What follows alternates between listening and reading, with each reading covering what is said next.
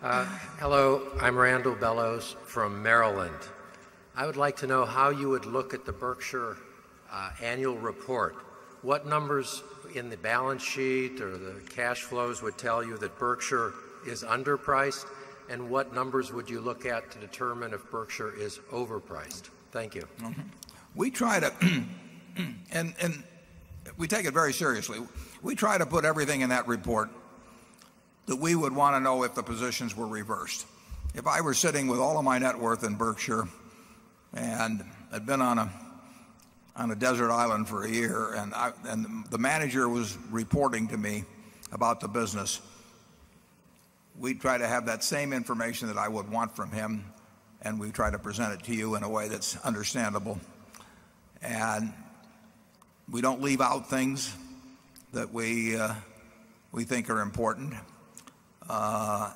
We try not to put, I mean, it runs about 76, I think, or maybe even 80 pages this year. I mean, you can drown people in information that really doesn't make much difference. But we've tried to organize it in a way by talking about these different groups of businesses. We try to explain how we think about it in terms of things like the amount of operating earnings we've generated and the investments we have.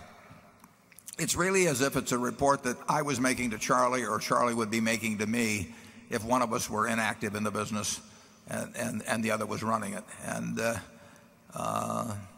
so I think, I mean, it may take a few hours to do it, but I think if you regard yourself as a serious owner of Berkshire, it's really worth reading the whole report, thinking about what is there, what are these guys going to do with it, what are they trying to attempt, what are the odds they're going to be successful in that attempt, what are they, what is it worth if they don't succeed very well in deploying additional capital, what might be the case if they were successful in deploying excess capital and incremental capital.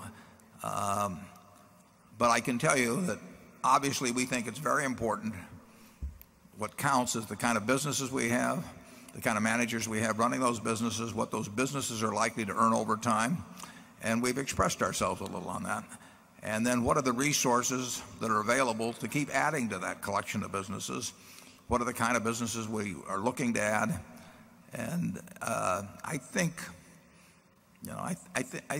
you'll find the information that you need to evaluate Berkshire. And it's not you don't carry it out to 4 decimal places. Charlie and I, if we had to stick a number down on a piece of paper right now as to some pinpoint number, we wouldn't do it because we know that's impossible. But if we had to stick a number down, it'd be a different number between the two of us.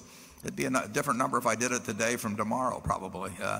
But we'd be in the same ballpark, and we'd be looking at the same things. And the things we would be looking at, we report to you in that report. I would focus. The question of what Berkshire is going to be worth 10 years from now will depend on the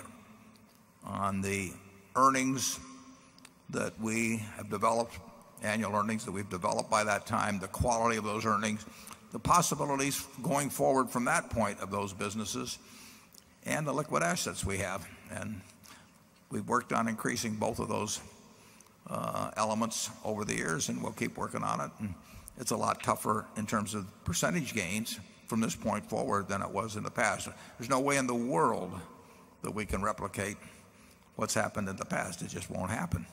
The question is whether we can do a reasonable job or not. Charlie?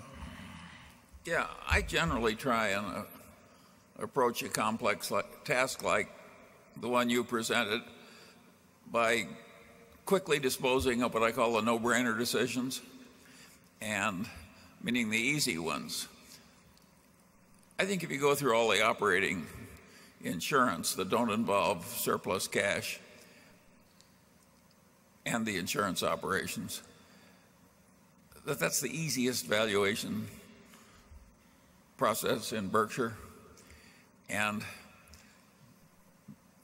the insurance operation is very interesting, and so is the process by which the huge amounts of excess cash are continually redeployed.